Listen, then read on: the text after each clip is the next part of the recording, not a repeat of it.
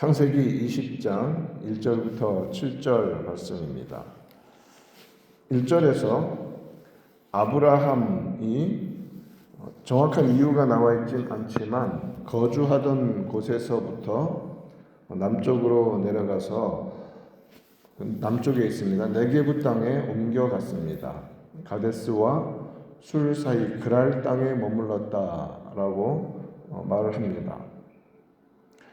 그런데 2절에 보면 그의 아내 사라를 자기 누이라 하였으므로 라고 기록이 됩니다. 이 구절을 읽을 때 우리는 금방 떠오르는 사건이 있습니다. 아브라함이 다른 지역으로 옮겨가면서 자기 아내를 누이라고 속였던 일에 대한 기억들 금방 떠오릅니다. 그것은 가나안 땅에 들어와서 기근이 찾아오자 먹을 것이 없어 애굽으로 내려가면서 사례로 말미암아 자기가 죽을까 두려워하여 누이라고 말하라 했던 그때의 일입니다. 그 일로 인하여서 애굽 왕 바로에게 아내 사례를 빼앗길 뻔한 적이 있었습니다. 하나님께서 적극적으로 개입하여 주시어서 사례를 무사히 건져주셨습니다. 아브라함이 이제 시간이 꽤 많이 지난 다음에 또다시 사라를 아내라고 말하는 것을 우리가 보게 됩니다. 애굽에서의 잘못을 반복하는 그런 모습이죠. 행동입니다. 이러한 아브라함의 모습을 보면서 하나님을 믿고 믿음의 여정을 가는 사람들이 아브라함처럼 인간의 두려움과 연약함에 빠져 언제든지 또다시 그러한 잘못을 저지르고 넘어질 수 있다는 것을 성경은 우리들에게 경고해 주고 있습니다. 지금 이러한 시점에서 아브라함이 범하는 이 잘못과 실수는 애굽으로 향하던 때와는 전혀 다른 점들이 몇 가지 더 있습니다. 그것은 하나님께서 이미 아브라함에게 너의 몸에서 상속자가 나리라고 약속해 주셨던 약속이 있고 그 상속자는 애굽에서 올라올 때 데리고 왔던 여종 하갈을 통해서 태어난 이스마엘이 아니라는 것도 알고 있습니다. 사라가 노년에 낳을 이삭이 될 것이라는 것도 이미 약속을 해 주셨습니다. 사라를 통하여서 그의 아들이 태어난다는 약속이 있는 상태임에도 사라를 또다시 자기의 누이라고 합니다. 그래서 이러한 아브라함의 목숨을 부지하려고 하는 이러한 아브라함의 모습은 하나님의 말씀과 약속을 전적으로 붙잡지 못하고 의지하지 못하는 이러한 모습을 보여주는 것이지요. 이와 같이 아브라함은 하나님의 약속이 있었음에도 불구하고 인간적인 두려움으로 같은 죄를 반복하고 있었습니다. 이러한 모습이 여전히 연약한 인간 아브라함이 그리고 믿음의 산 가운데 더 성장하고 더 약속을 붙잡아야 하는 단계로 나아가야 하는 것을 보여주는 모습입니다. 믿음의 길을 걸어가고 있는 주의 백성들이 예수님을 믿는 순간 완벽해지고 완전해지는 것이 아닙니다. 새로운 생명으로 태어나는 것입니다. 아브라함처럼 믿음으로 부름받아 예수를 믿고 살아가면서 여전히 위험과 어려움이 찾아올 때 쉽게 넘어질 수 있는 연약한 존재들입니다. 그러므로 아브라함이 끊임없이 하나님의 훈련을 통하여 믿음의 성장을 이루어가는 것처럼 우리 역시도 믿음 안에서 끊임없이 변화되고 성장해 나갈 필요가 절박합니다.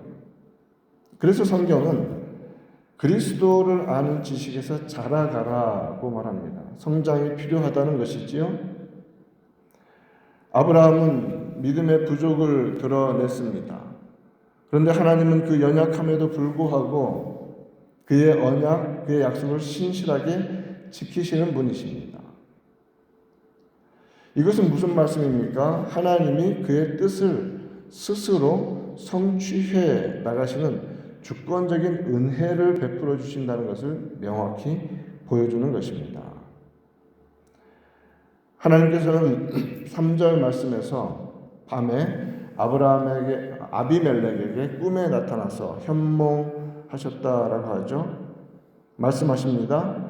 내가 데려간 이 여인으로 말미암아 너가 죽을 것인데 왜냐하면 그는 남편이 있는 여자이기 때문이다 라고 말합니다.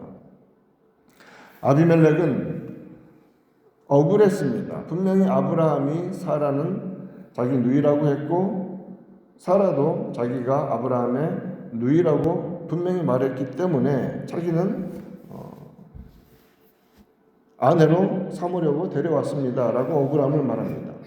그래서 하나님께서는 6절 말씀에서 또다시 꿈에 말씀하십니다. 내가 온전한 마음으로 이렇게 한 줄을 나도 알았으므로 너를 막아 내게 범죄하지 아니하게 하였나니 여인에게 가까이 하지 못하게 함이 이 때문이니라 라고 이렇게 말씀을 하십니다.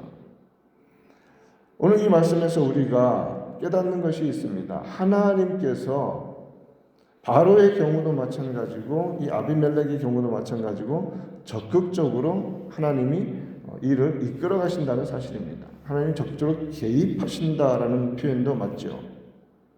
이러한 하나님의 개입하심, 하나님의 주도적인 인도하심은 윤리적인 차원의 문제를 넘어서서 언약적인 차원에서 하나님이 문제를 풀어가시는 것입니다. 하나님이 주신 언약적인 약속이 훼손되지 않도록 하기 위하여서 적극적으로 개입하시고 보호하시는 역사적인 섭리였던 것입니다.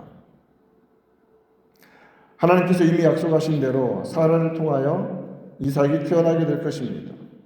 이러한 하나님의 언약적인 약속, 하나님이 시작하신 약속을 하나님이 성취하시는 작업 중에 하나가 무엇이냐면 보호하시는 것입니다. 그래서 이대로 계속 가게 되면 이삭의 출생과 그를 통한 구속사의 계보가 위험에 빠질 수 있는데 이러한 위험들, 아브라함의 실수, 아브라함의 죄로 말미암아 이렇게 일어날지라도 하나님은 그것을 막으시고 하나님께서 약속하신 바를 이루어 가려고 하십니다. 오늘 본문에서 우리가 깨닫는 것이 있습니다. 인간의 이러한 죄악된 본성, 믿음으로 부름받은 자리에서 끊임없이 회개하며 끊임없이 하나님께서 원하시는 대로 변화되어져 가야 함을 말씀해 주십니다. 믿음의 길에 들어서 있어도 두려움 속에서 연약하며 죄에 빠질 수 있는 이런 아브라함의 반복된 모습, 이것이 아브라함의 개인의 모습은 아니라는 것을 믿음의 길을 걸어가고 있는 성도들은 다 알고 있습니다.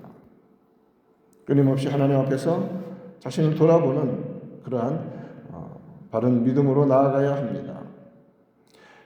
그러나 이러한 인간의 연약함에도 불구하고 하나님의 은혜는 변함이 없습니다. 하나님의 주권적인 계획은 반드시 보존되고 이루어진다는 사실입니다.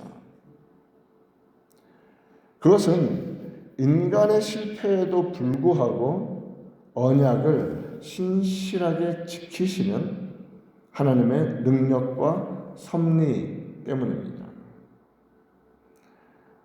하나님께서는 그의 백성들을 보호하시되 언약적으로 보호해 주십니다. 즉 그의 하실 일, 그가 계획하신 뜻, 그의 완전하심을 위하여 하나님은 보호하신다는 사실입니다.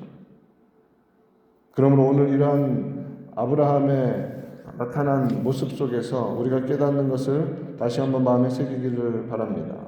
하나님께서 세우신 구속의 역사, 구원의 역사, 그리고 그의 계획을 성취하기 위해서 하나님께서는 그의 능력으로 이 땅의 모든 성도들의 삶을 온전히 주장해 나아가십니다. 오늘 하루 이러한 말씀을 마음에 온전히 새기며 겸손히 하나님의 능력만 의지하며 살아가는 우리 모두 되기를 우리 구주 예수님의 이름으로 축원드립니다.